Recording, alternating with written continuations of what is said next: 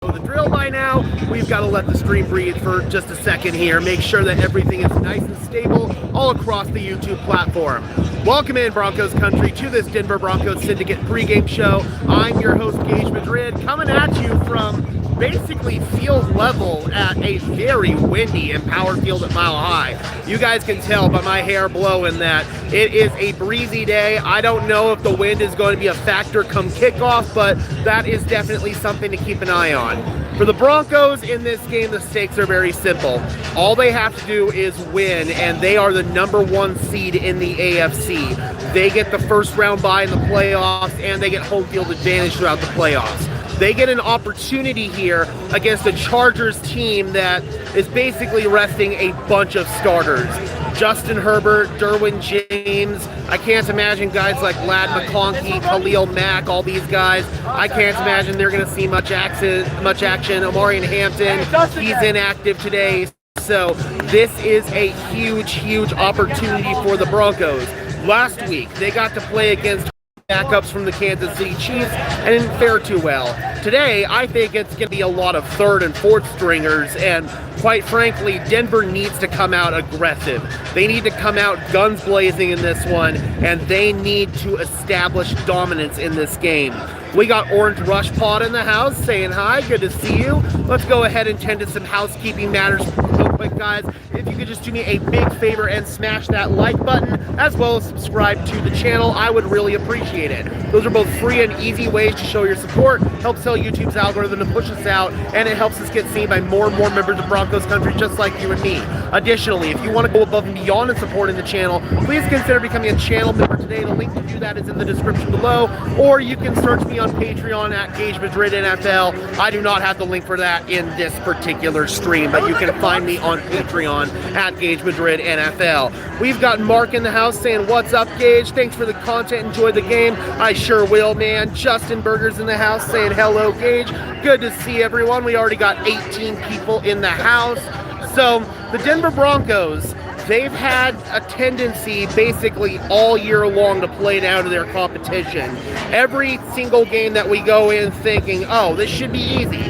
They should dominate their opponent in all three phases. One phase of the Broncos gets screwed up, whether it's offense, defense, or special teams. Today is the day, like John is saying in the chat, John Dobbs, we need to be able to establish dominance and come out basically in all three phases and look sharp. Offense, we need to continue what we've been doing, long sustained drives where the pass and run game are complementing each other, and we need to finish the drives. That's the most important thing. Last week in Kansas City, they were going on these long sustained drives, but they couldn't finish them. They were settling for field goals instead of touchdowns, so that's something they're going to need to focus on.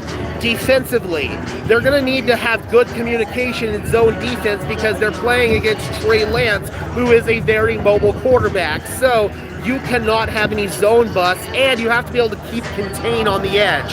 That is on our edge rushers. Jonathan Cooper, Nick Bonito, Jonah Ellis, Dondre Tillman, all those guys need to play a part in keeping contain on the edge. Let's see here. We've got CJ in the house saying, hey, it's Mark Davis. Look for both pre-snap game today for sure. And again, guys, you can probably tell I've got a really good view today, so I'm going to be watching all of that stuff really closely. Justin says I'm leaving soon. LFG, let's go Broncos. Denver Broncos for life says Turtle. Trey Lance is mobile. He's definitely not a quarterback. I mean, that's a fair assessment, but he still has physical traits and tools, man. He still was a former #3 overall pick. He's got arm talent. He's got athleticism. He's got mobility. So Denver's going to have to respect that. This isn't going to be some easy matchup out there. Chris Oladokun last week was an easier matchup for them at quarterback last week. Activated another linebacker. Yes, we did bring up Lavelle Bailey for this one. Unfortunately, John Franklin Myers, he is inactive for this game, so that is going to suck for the Broncos. Savion Jones is in line to potentially get some playing time today. John Franklin Myers is definitely going to be missed in the pass rush department, so it's going to be more on on Zach Allen, on Savion Jones as well, DJ Jones, Malcolm Roach, all of those guys. Looks like I have some sort of disease. I do have some sort of disease. It's called Broncomania, brother.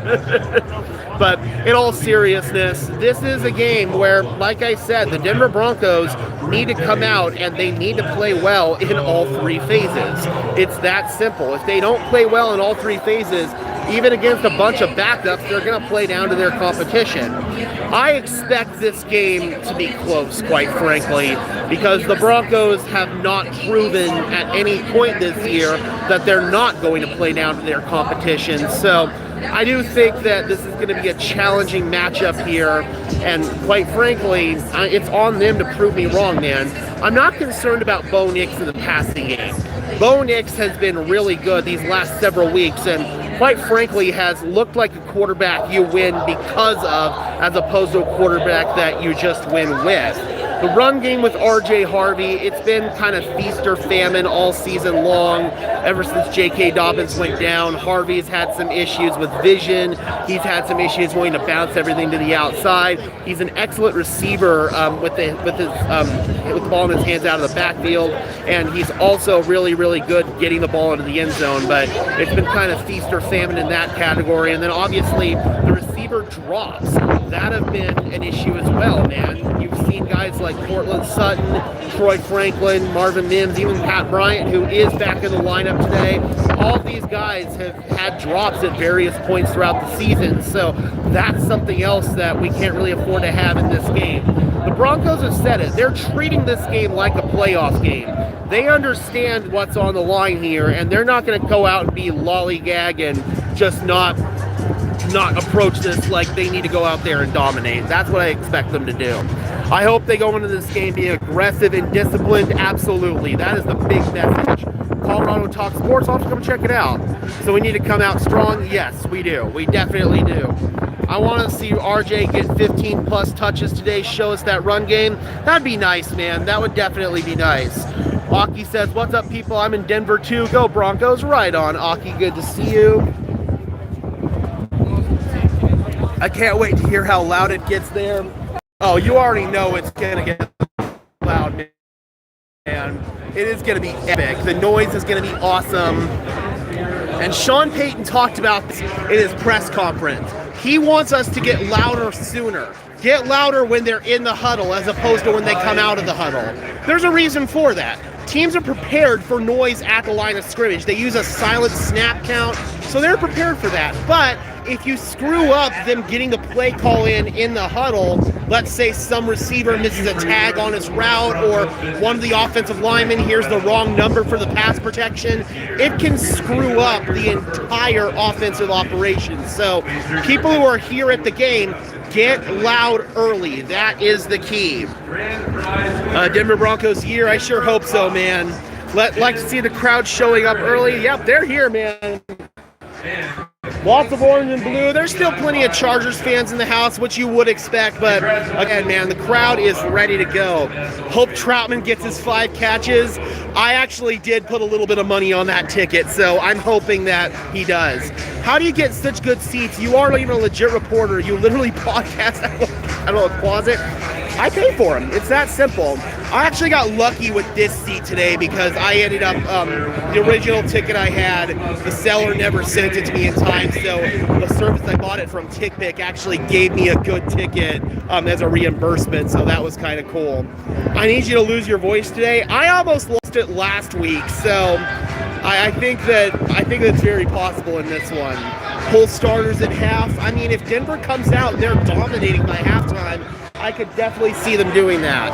Let's take a quick look at the field here, guys. Players have not taken the field in uniform for warm-ups yet. I'm kidding you, Rock. Thanks, Scotty. Appreciate it. Ah, there we go. We got Chargers in the house. Pat and one of the guy's kids came out. That was funny. What's the temperature today? It is beautiful. It's 66 degrees. It says it right there. A little bit windy, but the weather is beautiful. We got Maverick in the house. Good to see you, man. Hope you're doing well. I'd like to see Denver take a commanding lead by halftime and be in position to get their starters out of harm's way. That's the ultimate goal, right? I think we're all kind of hoping that. I did, Maverick. It was kind of by accident. I was initially going to have a nosebleed seat, and then the guy who sold me the ticket never sent it to me on TickPick. So TickPick came in, and they gave me this seat for free, which was absolutely sick. Throwbacks are the only way. Stadiums looks effing sick. Sure does. Belt to ass. Let's go. We're going to stomp the electric out of the bolts. I love that. So we got Will Lutz, Jeremy Crawshaw, Mitch Fraboni on the field right now. Waiting for everybody else to come on here for these pregame warm-ups. Need to be loud. Lance is no pushover. I agree, man. He's still an NFL caliber quarterback. He can still make plays out there, both with his arm and with his legs. So Denver is going to have to take that into account. Don't count on it. Denver hasn't commanded anybody this year, including backup quarterbacks. Expect an ugly close game. I mean, they have had a couple of games where they had commanding leads. I'd say the Bengals game and the Cowboys game, but they haven't had one in recent memory, and they should have had one last week and didn't. This is their best opportunity, quite frankly, but by that same token, they need to treat this like a playoff game so that way they don't get lackadaisical and get complacent, quite frankly. Enjoy the game, Gage? I sure will, Scotty. All you have to do is win. A dub is a dub, for sure, but I think we'd like to see them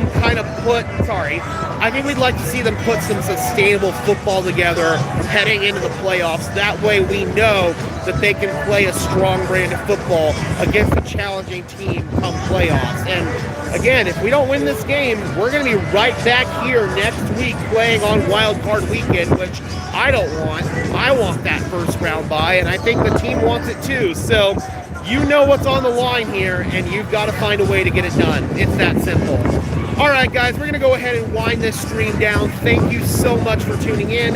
Jaden says, I'm going to need to see lots of content and then celebrating the hats and t-shirts after getting the #1 seed. I imagine they'll have their divisional hats and t-shirts today. I just moved from Washington State back to Colorado, my home state, live in Grand Junction now. Never have to miss another game. That's awesome, Julian. Welcome back to Colorado, man. Thank you so much for tuning in, Broncos Country. Let me know in the chat below. How do you think this game is going to go? What is your score prediction? Ultimately, I still think it's going to be a one-score game because the Broncos always do that to us. So I am going to pick the Broncos 24-17. Let me know your thoughts down in the chat below. FL says, go Broncos, let's go. Be sure to smash that like button as well as subscribe and ring the bell so these videos appear in your notification feed. I would really appreciate it, guys. So they're both free and easy ways to show your support. Helps tell YouTube's algorithm to push us out, and it helps us get seen by more and more members of Broncos Country just like you and me. Additionally, if you want to go above and beyond and supporting the channel, please consider becoming a channel member or a Patreon supporter. Link to become a channel member is down below. You can find me on Patreon at Gage Madrid NFL. Gabe says 28-13 Broncos cruise. Never do score predictions. I'm always wrong. That's funny. Thank you guys so much for tuning in, Broncos Country. And until the next one, I'm your host, Gage Madrid.